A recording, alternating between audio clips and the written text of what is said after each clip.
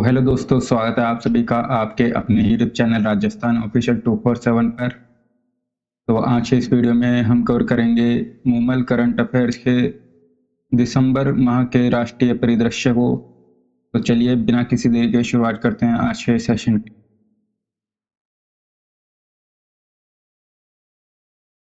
तो देश का पहला हाइपरलूप टेस्ट ट्रैक तो भारतीय रेलवे और आईआईटी मद्रास के साथ मिलकर जो है देश का पहला हाइपरलूप टेस्ट ट्रैक जो है तैयार करा गया है। इस ट्रैक पे जो है 100 किलोमीटर प्रति घंटे की रफ्तार से ट्रेन चलाने का परीक्षण किया जा चुका है। अब 60 किलोमीटर प्रति घंटे की रफ्तार से जो है इसमें टेस्ट करा जाएगा। रिपोर्ट के मुताबिक देखें तो भारत की पहली हाइपरलूप ट्रेन मुंबई से पुणे के बीच में चली थी। नेक्स्ट देखें अष्टलक्ष्मी महोत्सव 2024। प्रधानमंत्री नरेंद्र मोदी ने 6 दिसंबर 2024 को दिल्ली के भारत मंडपम में पहला जो अष्टलक्ष्मी महोत्सव है इसका उद्घाटन करा। अष्टलक्ष्मी महोत्सव जो है भारत के 8 पूर्वोत्तर राज्यों पर केंद्रित है और इसी दौरान जो है एक स्मारक टिकट भी जारी करा गया। पूर्वोत्तर के 8 राज्य असम, सिक्किम, अरुणाचल प्रदेश, मणिपुर, मिजोरम, नागालैंड, अरुणाचल प्रदेश और त्रिपुरा है। पहले भारत के पूर्वोत्तर राज्य इलाकों में जो है 7 राज्य शामिल थे जिन्हें 7 बहनें 7 सिस्टर कहा जाता था। सिक्किम को 2002 में पूर्वोत्तर परिषद का सदस्य बनाया गया और पूर्वोत्तर राज्यों के लिए 7 सिस्टर शब्द का इस्तेमाल जो है होना जो है बंद हो गया है।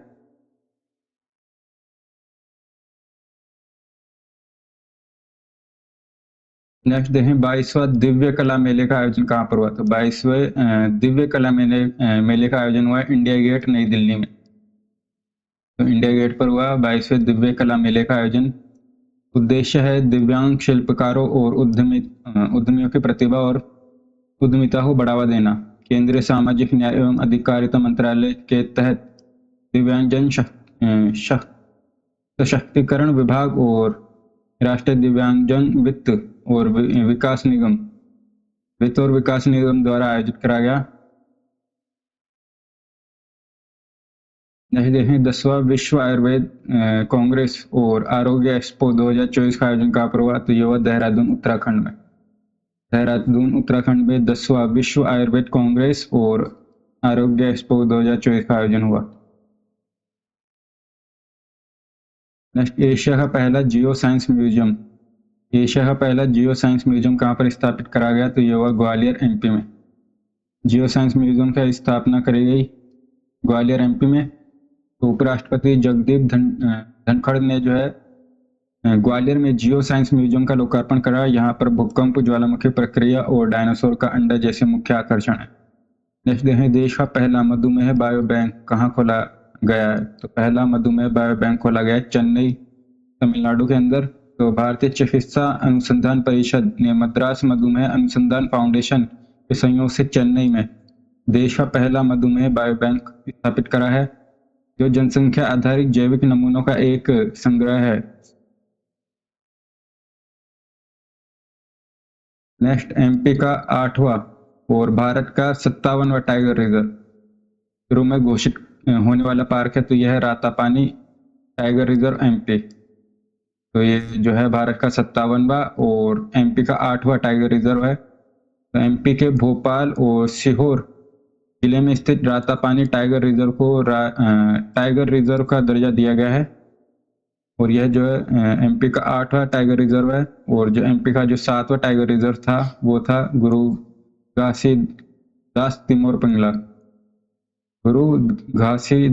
पिंगला जो कि एमपी का 7वां टाइगर रिजर्व था और अभी बना है 8वां रातापानी टाइगर रिजर्व जो कि देश का 57वां टाइगर रिजर्व है।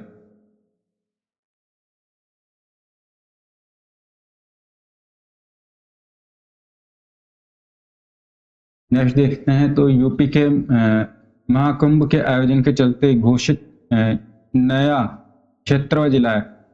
तो यूपी में महाकुंभ के आयोजन के चलते घोषित करा गया क्षेत्रवा जिला है प्रयागराज का महाकुंभ क्षेत्र। प्रयागराज का महाकुंभ क्षेत्र जो कि क्षेत्रवा जिला घोषित करा गया है। तो डिटेल देखें तो यूपी के प्रयागराज में 13 जनवरी से 26 फरवरी को महाकुंभ का आयोजन हुआ।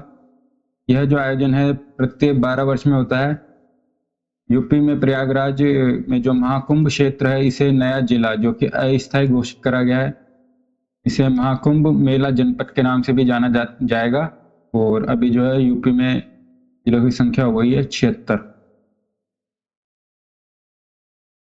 नेक्स्ट देखें, दिव्यांगजनों के लिए शुरू करे गए सुगम्य भारत अभियान का 3 दिसंबर 2024 को कौन सी वर्षगांठ मनाई गई? तो सुगम्य भारत अभियान 3 दिसंबर को मनाई गई 9वीं वर्षगांठ। डिटेल देखें तो सुगम्य भारत अभियान को जो है सुलभ भारत अभियान के नाम से भी जाना जाता है। यह अभियान अभी अपनी 9वीं वर्षगांठ मना रहा है। प्रधानमंत्री नरेंद्र मोदी द्वारा 3 दिसंबर 2015 को अंतर्राष्ट्रीय दिव्यांग दिवस के अवसर पर इसे शुरू करा गया था। और इस परिवर्तनकारी पहल का उद्देश्य देखें तो दिव्यांगजनों के लिए एक सुगम और समावेशी भारत का निर्माण करना। इस अभियान में बुनियादी ढांचे में सुधार, परिवहन और दिव्यांगजनों के लिए सार्वजनिक स्थलों को सुगम बनाने पर ध्यान केंद्रित करा गया है।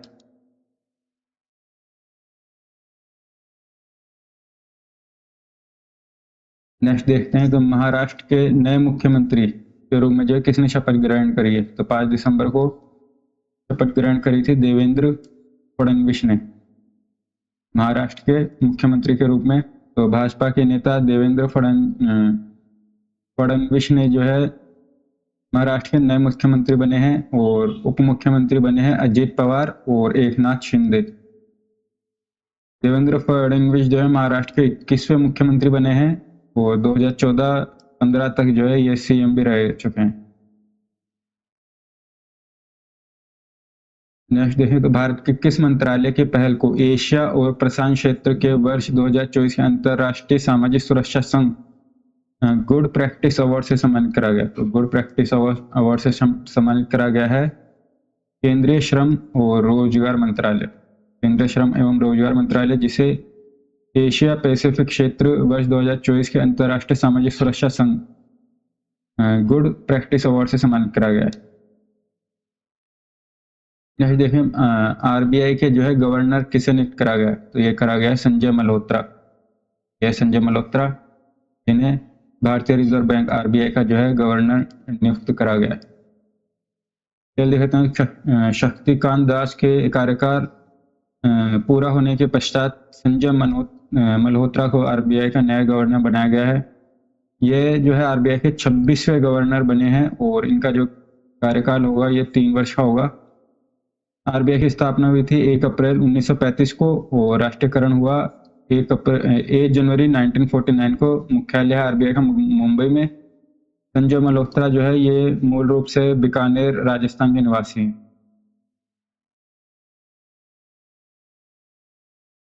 नेक्स्ट, राष्ट्रीय मानवाधिकार आयोग NHRC national human right commission का नया अध्यक्ष किसे नियुक्त करा गया है?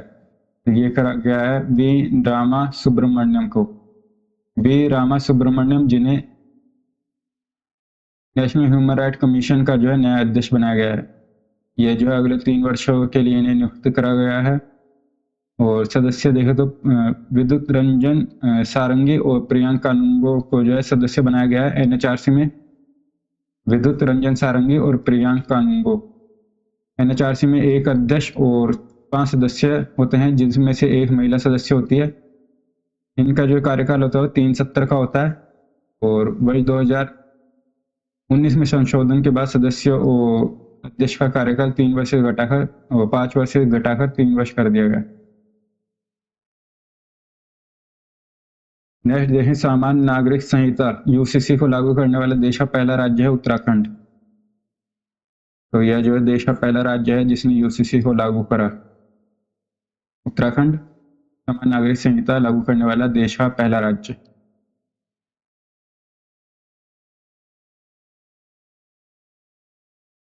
नेक्स्ट है एक देश एक चुनाव विधेयक पर विचार करने के लिए गठित संसद की संयुक्त कमेटी जेपीसी का अध्यक्ष किसे बनाया गया?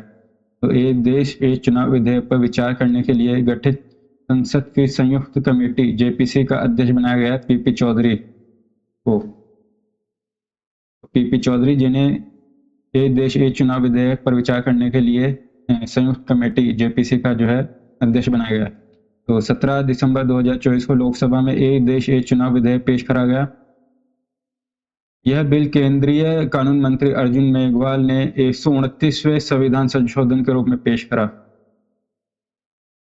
यह एक देश एक चुनाव विधेयक 129वें संविधान संशोधन बिल के तहत पेश करा गया और इसके लिए जो संसद के नए भवन में पहली बार इलेक्ट्रॉनिक वोटिंग कराई गई, जिस इस बिल के पक्ष में 263 पक्ष में और विपक्ष में 198 वोट पड़े।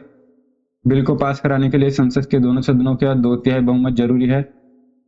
बिल में जो है पुदुचेरी, दिल्ली, जम्मू कश्मीर विधानसभा चुनाव और लोकसभा चुनाव को साथ में कराने का प्रावधान शामिल है। जेपीसी का गठन देखें तो इसमें जो सांसद पीपी चौधरी की अध्यक्षता में 39 सदस्यीय कमेटी का गठन करा गया है, जिसमें 27 लोकसभा सांसद और 12 राज्यसभा सांसद हैं। वन नेशन वन इलेक्शन का एजेंडा तैयार करने के लिए पूर्व राष्ट्रपति रामनाथ कोविंद की अध्यक्षता में इस समिति का गठन बनाई गई थी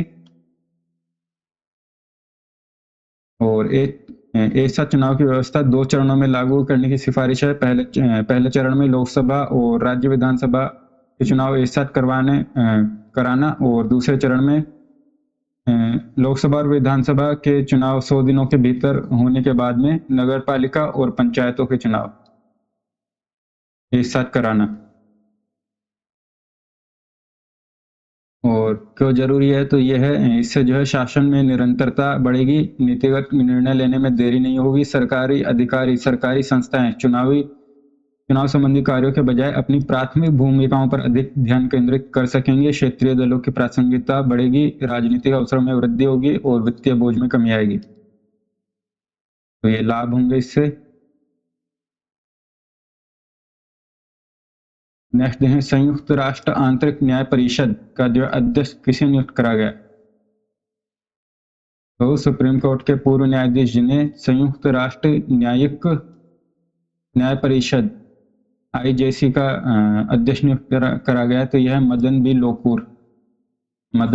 बी लोकूर जिन्हें अध्यक्ष नियुक्त करा गया है यूनाइटेड नेशन आंतरिक न्याय परिषद। तो सुप्रीम कोर्ट के पूर्व जज मदन बी लोकूर को संयुक्त राष्ट्र आंतरिक न्याय परिषद का अध्यक्ष नियुक्त करा गया है।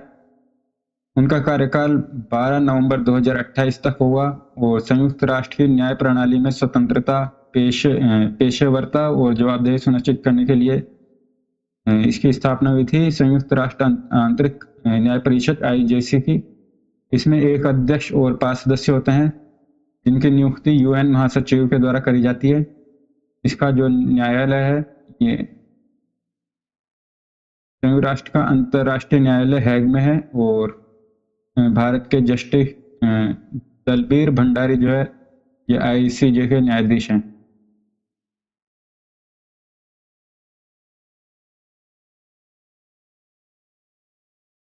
जिसमें 5 राज्यों के राज्यपाल बदले गए हैं, तो 5 राज्यों के राज्यपालों को बदला गया है और 2 नए राज्यपाल नियुक्त हुए हैं। तो मणिपुर में राज्यपाल हैं अजय कुमार भल्ला मणिपुर में, और मिजोरम में वीके सिंह, ओडिशा में हरिबाबू कंभमपति और केरल में है राजेंद्र विश्वनाथ। बिहार के राज्यपाल है आरिफ मोहम्मद खान। तो नए राज्यपाल हैं मणिपुर में अजय कुमार भल्ला, मिजोरम में वीके सिंह, ओडिशा में हरिभाव कंभमपति और केरल में राजेंद्र विश्वनाथ। बिहार के हैं आरिफ मोहम्मद खान।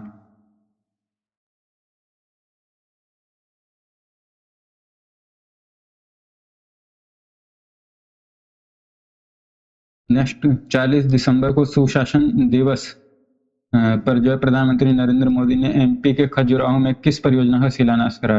तो एमपी के खजुराहो में करा केन बेतवा लिंक परियोजना का शिलान्यास। डिटेल है तो केन बेतवा लिंक परियोजना इसका शिलान्यास हुआ खजुराहो एमपी में। केंद्र और राज्य का व्यय 90-10 और लाभान्वित जिले हैं राज्य हैं एमपी और यूपी। इस केन नदी पर 2 धन बांध बना हुआ है और एमपी के इससे 10 जिले और यूपी का बुंदेलखंड क्षेत्र जो इससे लाभान्वित होगा। पूर्व प्रधानमंत्री अटल बिहारी वाजपेयी के ड्रीम प्रोजेक्ट नदी जोड़ो परियोजना का जो है यह पहला चरण है और इनकी जो है अटल बिहारी वाजपेयी की 100वीं जयंती के अवसर पर 25 दिसंबर 2024 के अवसर पर जो है इसका शिलान्यास करा गया कैन बेतवा लिंक परियोजना का। और कैन बेतवा लिंक जो राष्ट्रीय परियोजना देश में भूमिगत दाब युक्त पाइप सिंचाई प्रणाली अपनाने वाली सबसे बड़ी सिंचाई परियोजना। भूमिगत दाब युक्त पाइप सिंचाई प्रणाली अपनाने वाली सबसे बड़ी सिंचाई परियोजना।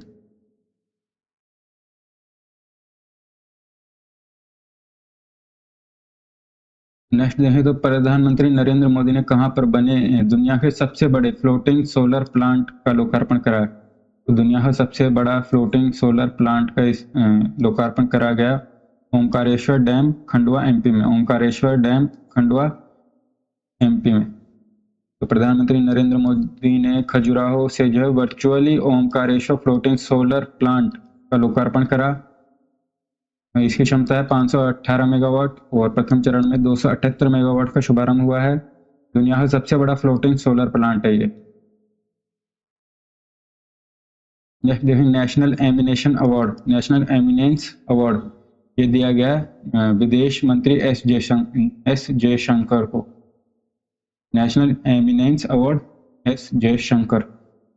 फोर्ब्स मैगजीन द्वारा जारी वर्ष 2024 की 100 सबसे शक्तिशाली महिलाओं में भारत की 3 महिलाओं को शामिल करा गया। तो भारत की 3 महिलाएं शामिल हैं निर्मला सीतारमण, रोशनी नादर और किरण मजूमदार। तो इसमें सूची में भारत की 3 महिलाएं शामिल है।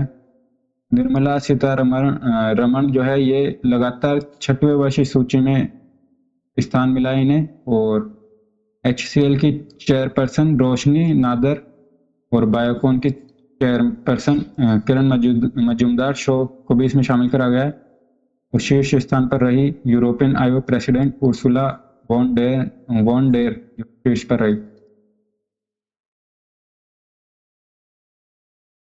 नेक्स्ट पूर्व पीएम मनमोहन सिंह का निधन।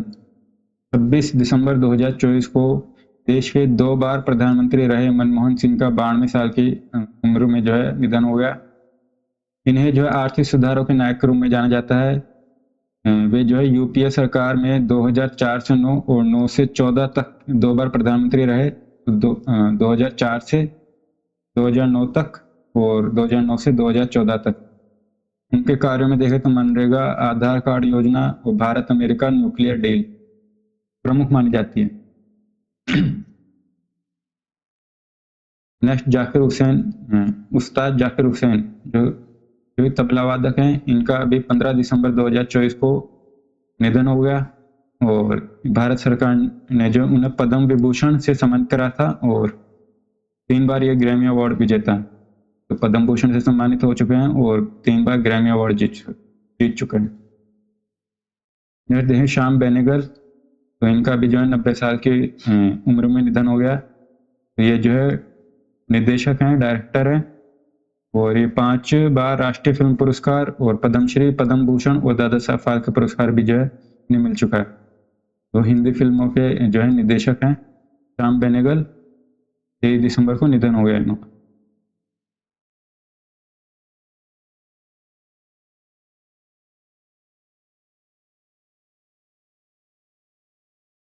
नेक्स्ट उपराष्ट्रपति के खिलाफ अविश्वास प्रस्ताव। तो 10 दिसंबर 2024 को संसद के शीतकालीन सत्र में विपक्षी सांसदों ने राज्यसभा सभापति व उपराष्ट्रपति जगदीप धनखड़ के विरुद्ध जो है अविश्वास प्रस्ताव पेश करा। राज्यसभा ने 72 साल के इतिहास में पहली बार सभापति के खिलाफ जो है अविश्वास प्रस्ताव लाया गया और राज्यसभा के उपसभापति हरिवंश नारायण द्वारा जो इस प्रस्ताव को खारिज कर दिया गया। संवैधानिक प्रावधान देखें तो आर्टिकल 67B, आर्टिकल 67B में जो है उपराष्ट्रपति के खिलाफ अविश्वास प्रस्ताव लाने का उल्लेख करा गया है। अविश्वास प्रस्ताव लाने से पहले 14 दिन का जो नोटिस देना आवश्यक होता है और कम से कम 50 सांसदों के हस्ताक्षर इस पर होने चाहिए। और प्रस्ताव जो है राज्यसभा में उपस्थित सांसदों के साधारण बहुमत से पास करवाना आवश्यक है। के बाद लोकसभा की अनुमति और राष्ट्रपति मंजूरी के बाद जो है आवश्यक होती है। नेक्स्ट जो है अंतर्राष्ट्रीय सौर गठबंधन, तो ISS। तो ISS में शामिल होने वाला 105वां देश है मोल्दोवा। तो ये ISS में शामिल होने वाला 105वां देश है। तो 100 अभी जो ISS में टोटल सदस्य हो गए हैं 105। 104वां सदस्य देश था आर्मेनिया। ISS का मुख्यालय गुरुग्राम हरियाणा में और इसकी स्थापना COP21 पेरिस के दौरान 2015 में हुई थी। 10वां अंतर्राष्ट्रीय वन महोत्सव आयोजन हुआ भोपाल में 17 से 23 दिसंबर को। वन संपदा से जुड़े उत्पादों, व्यापारियों, उद्यमियों, वैज्ञानिकों, प्रशासकों के बीच संवाद का व्यापक मंच है। नेक्स्ट देखें तो प्रधानमंत्री मोदी की अध्यक्षता में मुख्य सचिवों का चौथा राष्ट्रीय सम्मेलन का आयोजन हुआ नई दिल्ली में। तो जून 2022 में मुख्य सचिवों का पहला राष्ट्रीय सम्मेलन हुआ था धर्मशाला हिमाचल में। जनवरी 2023 दिसंबर 2023 को चौथा सम्मेलन हुआ नई दिल्ली में। तो पहला सम्मेलन हुआ था धर्मशाला में और बाकी 3 जो हुए वो नई दिल्ली में हुए। इस बार की थीम थी एंटरप्रेन्योरशिप, एम्प्लॉयमेंट और स्किलिंग को प्रमोट करना। देखें केंद्रीय जहाजरानी और जलमार्ग मंत्री सर्बानंद सोनोवाल ने जो है कार्गो प्रोत्साहन की नीति जलवाहक का अनावरण 15 दिसंबर को किया। इसमें शामिल राष्ट्रीय जलमार्ग है, यह गंगा, ब्रह्मपुत्र व बराक नदी।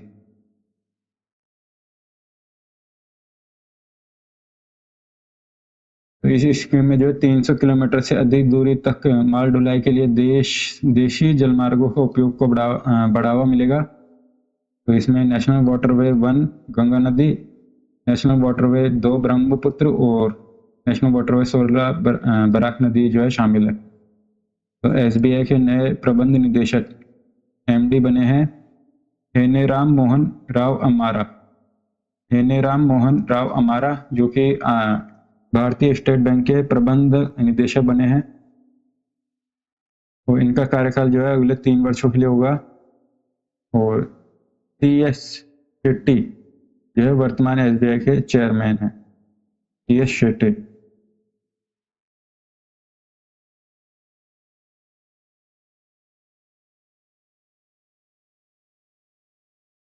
भारत वन स्थिति रिपोर्ट IFSR 2023। तो पर्यावरण, वन और जलवायु परिवर्तन मंत्री भूपेंद्र यादव ने उत्तराखंड की राजधानी देहरादून में वन रिपोर्ट 2023 का जो विमोचन करा। इसमें भारत का कुल वन और पौध क्षेत्र 8,27,000 स्क्वायर किलोमीटर से अधिक में फैला हुआ है, जो कि कुल क्षेत्रफल का 25% से अधिक है। वन क्षेत्र में लगभग 1500 स्क्वायर किलोमीटर की वृद्धि हुई है और हर 2 साल पर यह रिपोर्ट जारी होती है। और इसमें उपग्रह डेटा और फील्ड सर्वेक्षण के आधार पर देश के वन क्षेत्र और पौधे क्षेत्र का जो है व्यापक आकलन प्रस्तुत करा जाता है। 1987 में भारतीय वन सर्वेक्षण द्वारा द्विवार्षिक आधार पर भारत वन स्थिति रिपोर्ट को प्रकाशित किया जा रहा है। 1987 से प्रकाशित हो रहा है।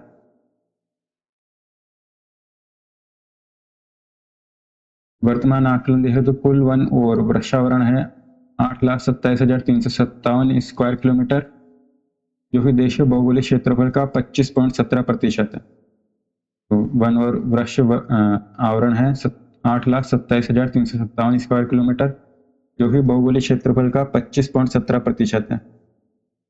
वन आवरण का क्षेत्रफल है 7,15,343 स्क्वायर किलोमीटर, जो कि 21.76% है। और वृक्ष आवरण देखें तो यह 1,12,014 स्क्वायर किलोमीटर, जो कि 3.41% है। दोनों को मिलाकर हो गया 25.17% टोटल वन और वृक्षावरण।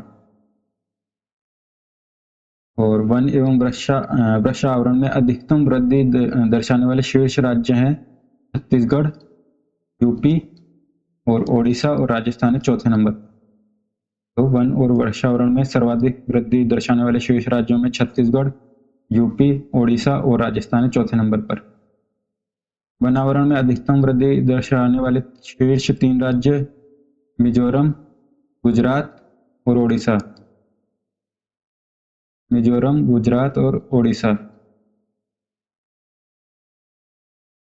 क्षेत्रफल की दृष्टि से सबसे अधिक वन और वृक्ष आवरण वाले शीर्ष 3 राज्य। क्षेत्रफल की दृष्टि से देखें तो इसमें है एमपी,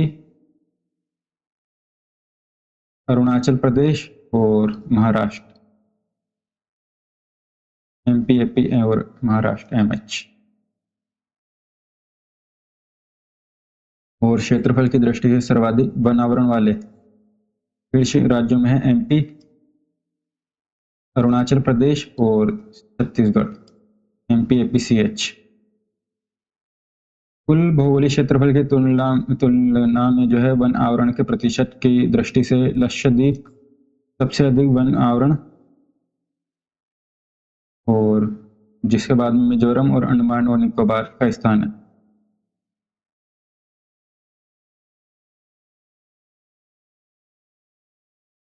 नेक्स्ट है राष्ट्रीय उपभोक्ता दिवस मनाए जाने की तिथि प्रतिवर्ष होती है, तो ये होती है 24 दिसंबर, राष्ट्रीय उपभोक्ता दिवस। राष्ट्रीय उपभोक्ता दिवस 24 दिसंबर 2024 को जागो, ग्राहक जागो ऐप और जागृति डैशबोर्ड का जो शुभारंभ करा गया। एरो इंडिया 2025 का 15वां संस्करण का आयोजन हुआ बेंगलुरु, कर्नाटक में।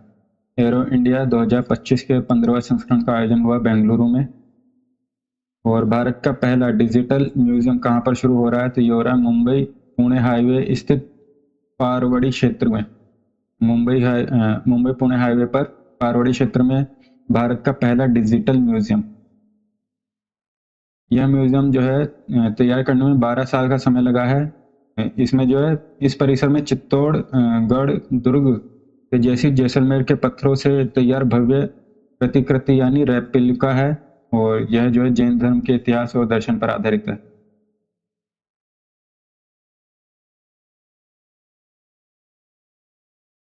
नेक्स्ट है वीर बाल दिवस, तो मनाया गया 26 दिसंबर को। 26 दिसंबर को वीर बाल दिवस मनाया गया। तो वीर बाल दिवस के अवसर पर 14 राज्य और केंद्र शासित प्रदेशों के 17 बच्चों को राष्ट्रीय बाल पुरस्कार से सम्मानित करा गया।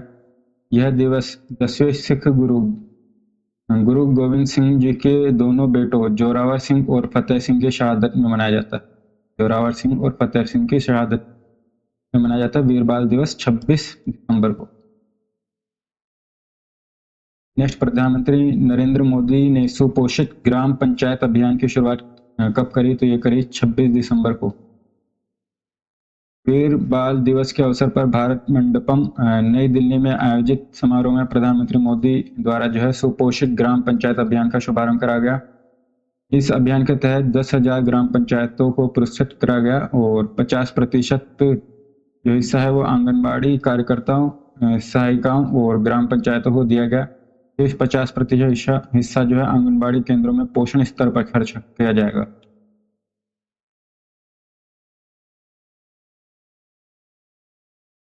नेक्स्ट देखें वन नेशन वन सब्सक्रिप्शन।